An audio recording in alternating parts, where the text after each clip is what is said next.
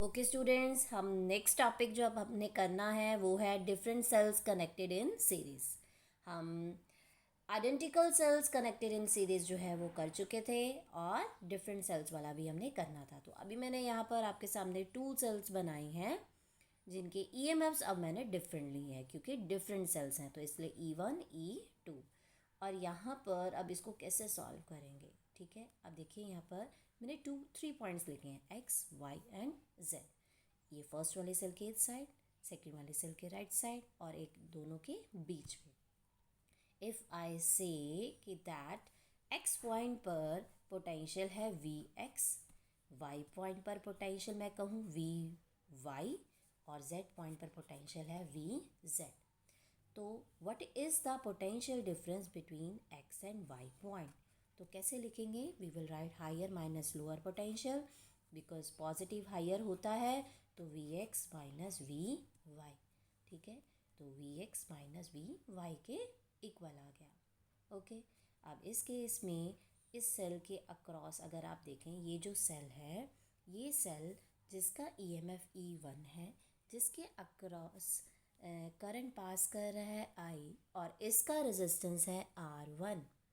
तो इस टर्मिनल के अक्रॉस जो पोटेंशियल डिफरेंस अगर मैं लिखूं तो मैं क्या लिखूंगी, ये X और Y है तो potential terminal potential difference VXY हो जाएगा।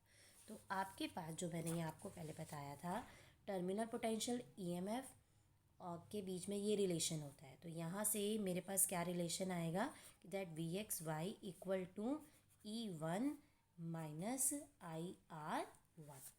तो इसलिए मैं यहाँ पर VXY की जगह क्या लिख सकती हूँ, what can I write here, I will write that it is equal to E1 minus IR1 के इक्वल आ जाएगा। VXY equal to VX minus VY which is also equal to E1 minus IR1। Similarly हम Y और Z के बीच में बताएंगे that VYZ will be equal to VY minus VZ। और अगर EMF की टर्म्स में लिखना है तो वो आ जाएगा E2 माइनस IR2, ठीक है। और अगर मैं अब निकालती हूँ पोटेंशियल डिफरेंस X और Z के बीच में तो it will be VXZ equal to VX minus VZ। तो अब इसको कैसे लिखें, Vx माइनस VZ को कैसे लिख सकते हैं, what can I write here, यहाँ पर कैसे लिखेंगे। तो अगर आप इन दोनों इक्वेशन को प्लस करते हो, ठीक है, क्या करो आप दोनों इक्वेशन को प्लस करो, इस इक्वेशन को आप लो 1 और इस इक्वेशन को आप लो 2, ठीक है। अब आप क्या करो, दोनों को प्लस कर दो तो आपके पास आ जाएगा इक्वेशन फर्स्ट और इक्वेशन 2 को हम प्लस कर रहे हैं VXY plus VXVYZ, VXY plus VYZ। तो हमारे पास आ गया VX minus VY plus VY minus VZ, ये आपस में cancel, VX minus VZ, VX minus VZ किसके इक्वल है, VXZ के इक्वल है।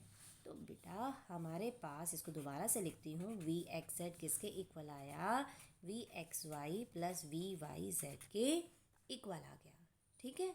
और हमने VXY की वैल्यू ये देखो ये निकाली थी और VYZ की वैल्यू ये वाली निकाली हुई है, इन दोनों को पुट कर दो यहाँ पर। तो हमारे पास क्या आ जाएगा, VXZ is equal to E1 minus IR1 plus में E2 माइनस में IR2।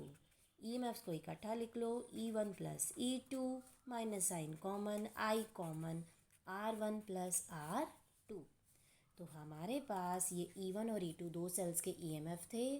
तो अगर इनको हम एक सेल से रिप्लेस कर दें जिनका इक्विवेलेंट इन दोनों की EMFs के सम के इक्वल हो, तो मैं इन दोनों की सम की जगह क्या लिख सकती हूँ, इक्विवेलेंट EMF लिख सकती हूँ। और इन दोनों के रेजिस्टेंस की सम की जगह क्या लिख सकती हूँ, इक्विवेलेंट इंटरनल रेजिस्टेंस लिख सकती हूँ। तो मेरे पास VXZ किसके इक्वल आ गया, दिस इक्वेशन के इक्वल। और इसी तरीके से यहाँ से हमें ये रिज़ल्ट मिला कि अगर दो डिफरेंट सेल्स सीरीज़ में कनेक्टेड होते हैं तो उनका इक्विवेलेंट EMF कैसे निकालेंगे, दोनों के इंडिविजुअल EMFs को प्लस करके। और इक्विवेलेंट रेजिस्टेंस किसके इक्वल होगा, हर एक के रेजिस्टेंस की वैल्यूज़ को प्लस करके। और अगर हमारे पास 2 की जगह n सेल्स होते, अगर हमारे पास कितने सेल्स होते, n सेल्स होते, तो हमारे पास इक्विवेलेंट ईएमएफ किसके इक्वल आता, E1 plus E2 plus E3 up to n terms तक। ठीक है, और इक्विवेलेंट रेजिस्टेंस किसके इक्वल आता, R1 plus R2 plus R3 up to n terms तक। नाउ स्टूडेंट्स, व्हाट हैपन अगर मैं 2 सेल्स को इस तरीके से कनेक्ट करती हूँ। अब आप यहाँ देखो, इनको हमने कैसे कनेक्ट किया, अपोजिट में। इसका नेगेटिव और इसका नेगेटिव आपस में हमने क्या कर दिए, ये कनेक्ट कर दिए। ठीक है, तो इस केस में यहाँ पर इन दोनों के नेगेटिव साइन जो हैं वो कनेक्ट कर दिए हैं। तो हेयर अब यहाँ पर इसका ईएमएफ E1 और इसका ईएमएफ E2 है। अगर सीरीज कॉम्बिनेशन में सेल्स को रिवर्स डायरेक्शन में कनेक्ट करेंगे तो उस केस में उनका इफ़ेक्टिव ईएमएफ आपने कैसे निकालना है। अब क्योंकि ये अपोजिट में है तो इसलिए हम इसका साइन क्या ले लेते हैं, नेगेटिव ले लेते हैं। तो अगर एक चीज़ याद रखना, अगर ये सेल मतलब इसका ईएमएफ जो है वो ज़्यादा है इस सेल के ईएमएफ से, ठीक है, E1 is greater than E2, तो इफ़ेक्टिव ईएमएफ जो है, इफ़ेक्टिव ईएमएफ किसके इक्वल आएगा, it will B E1 minus E2 के इक्वल आएगा। It will B E1 minus E2 के इक्वल आएगा। ठीक है, और इक्विवेलेंट रेजिस्टेंस, अब क्योंकि रेजिस्टेंस तो इनके आपस में कैसे हैं, क्योंकि यहाँ मैंने अभी बनाया नहीं रेजिस्टेंस, तो यहाँ से रेजिस्टेंस भी हम यहाँ पर बनाएंगे। तो इक्विवेलेंट रेजिस्टेंस किसके इक्वल हो जाएगा, वो उन दोनों के एडिशन के इक्वल होगा। Got it. तो हमारे पास अगर सेल्स रिवर्स ऑर्डर में कनेक्टेड हैं तो कैसे आपने उनका इफेक्टिव ईएमएफ और इक्विवेलेंट रेजिस्टेंस निकालना है। So by my 2 videos part 1 और पार्ट 2 में हमने combination of series combination of cells discuss कर ली हैं, और नेक्स्ट लेक्चर में हम डिस्कस करेंगे cells connected in parallel. I hope you like my video. Please click on a like button and also share with your friends.